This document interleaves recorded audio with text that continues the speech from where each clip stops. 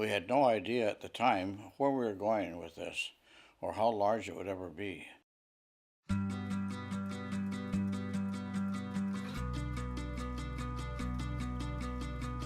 very pleased that these coaches that I see nowadays have the same attitude and the same will to make the sport what it is.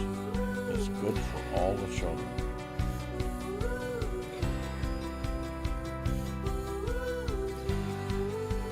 When you drive by these fields in the West Seattle and Seattle area, you see hundreds and thousands of kids now playing. It's just amazing, and it makes my heart feel great.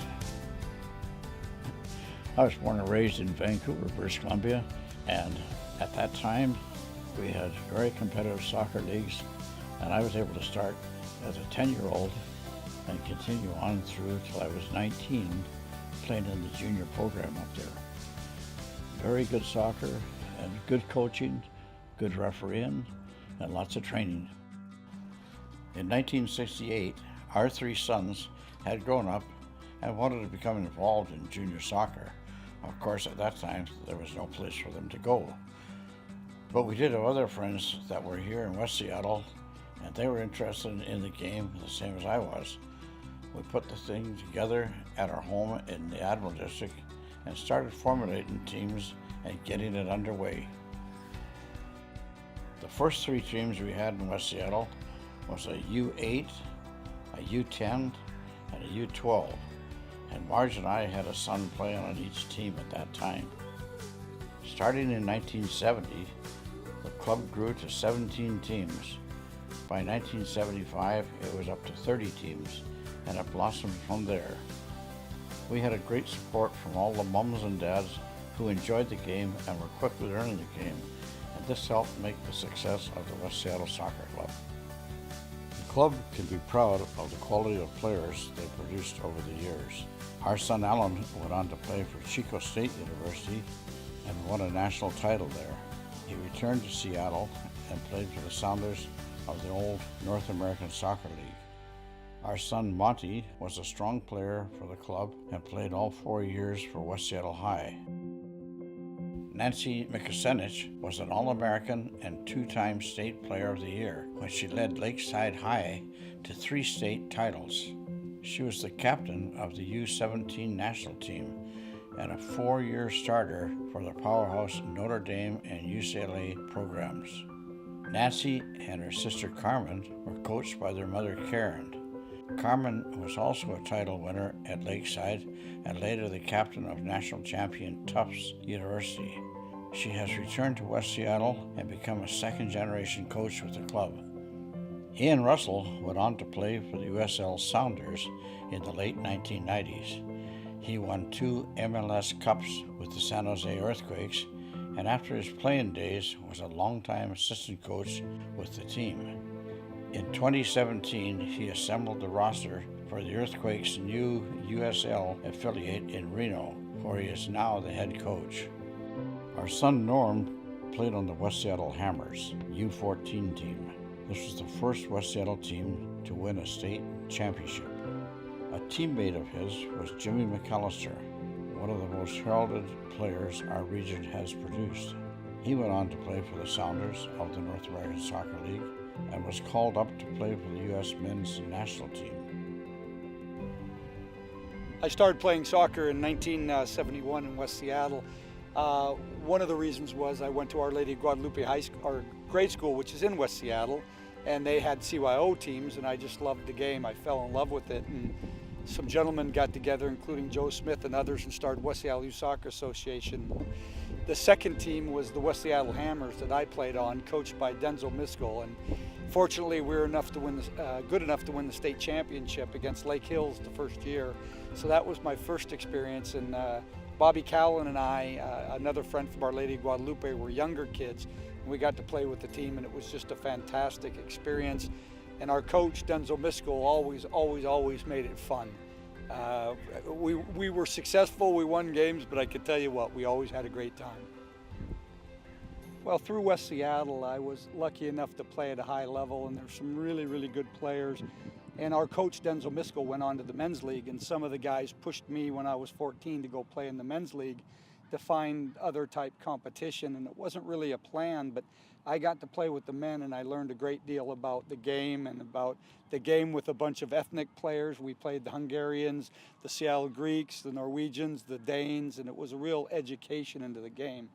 I got taken by the Sounders when I was 18, and I went to the Sounders, and lucky enough, I was able to play quite a few games. I was fortunate, like, you need to have a break as a player. I had good support behind me, and the guy that was supposed to be starting that year was a guy named John McAlister. He got hurt, so I got my chance in 1977 and had a pretty decent career after that, but I owe a lot of it to the people in West Seattle, and I always remember the games we had as kids that gave me a real love for the game. Because when I started playing professional soccer for the Seattle Sounders, I made $800 a month. So trust me, it wasn't for the money, it was for the love of the game, and I think West Seattle Youth Soccer Association gave me that love of the game.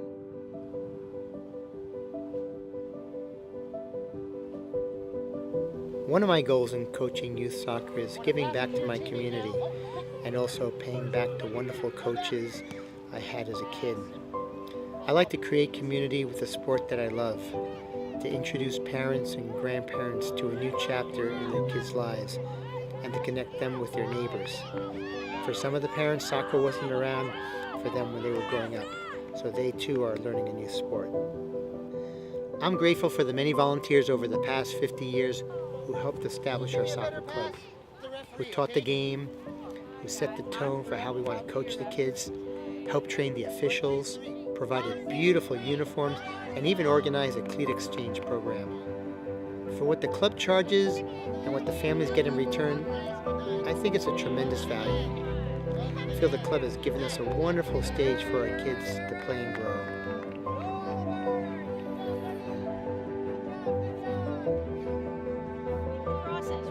So the defense has to be talking to each other. This is our 12th season together as Blue Thunder, playing spring and fall with West Seattle Soccer Club. We have a core group of kids who've played together since they were 5, and we've added a player or two each season as our roster's grown. We're like a big family now. My coaching philosophy is pretty simple. We're here to have fun, but also to practice key life skills like taking care of each other. If a teammate falls down at practice, the players know they have to check on their teammate, make sure he's okay. And after so many seasons together, the players know each other's strengths and tendencies, and I think that shows on the field in their passing and also in their defensive coverage of each other. Our 3-team rules are also pretty simple. 1, be a good teammate. This isn't an individual sport. 2, be a good sport. And 3, have fun. We've been known to have dance breaks at practice. In this way, I think the Blue Thunder players are good stewards of the club's values. Back here, and you're trying to lunge for the ball like that. A lot of times you're going to hit it with your toe. You got to get going here, but. So growing up, I played soccer at a high level, and it was without a doubt my favorite sport. I played soccer all the way through college, and I continued on and coached at the select level up in Bellingham. So when my family moved to West Seattle a few years later, there was no question that when my daughters decided they wanted to play soccer, that I was going to be their coach. So my philosophy in coaching has always been to focus more on the team and not so much the individual.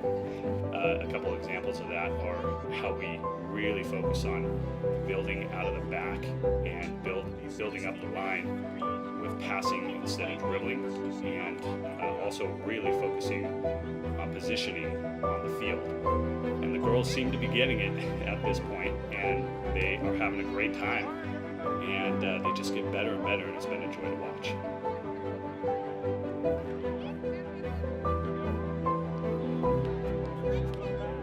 Youth soccer has been a passion of mine for over 20 years. I've been involved in the West Seattle Soccer Club as a coach, as a referee, and as an administrator. During that time, I found that coaches are the lifeblood of our program. But if you don't have a good qualified licensed ref on game day, your experience goes way down. That means the coach has to ref. When the coach refs, he can't coach. If a team parent has to step in, he or she is not licensed. A good qualified ref makes the game day experience for all involved go way up. So we had the same problem as any other clubs in our area, where we had about a 50% attrition rate due to referees getting yelled at by coaches or by the sideline on the field. And then we also found that getting a ref from the clinic, a new licensing clinic, to the field was another big battle we had to attack. So the West Seattle Soccer Club decided to make some changes. We sat down with the referees to help them register. We looked at other referee chapters around the area, made sure that we were paying competitively. The big differentiators, though, we decided to do as a club was we wanted to pay the assigner fee for the ref. So when the referee sees an amount for an age group, that's the amount that they get paid. They don't get anything taken out of it. So as a ref comes onto the field for the first time, they're a little bit sometimes scared, unsure. I'll make sure that I get out there for new refs, or make sure a licensed ref or another board member is available for that. And get there early, answer their questions before the game, watch them during the first half, give them some feedback at halftime, have them implement some things like loud whistle, loud voice, clear hand signals, and proper attire, including a tucked-in jersey. The referees, especially the parents of young referees, really appreciate that they know we have their back in whatever goes on the field.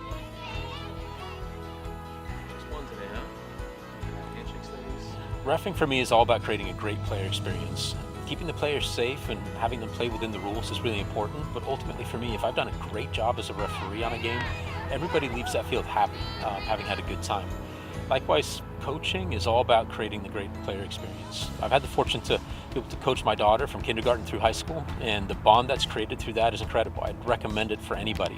Being able to foster a passion for the game and have the players play through their high school years and hopefully into adulthood is priceless. So just like refereeing and coaching is about creating a great player experience, board service is much the same. Ultimately, our program, which is all about delivering the best player experience, is delivered by our coaches, and we could not do this without our parent volunteers. But behind all that is the board, and the West Seattle Soccer Club board is made up of an incredible group of very talented and incredibly dedicated volunteers who help make sure that these programs are delivered on a weekly basis.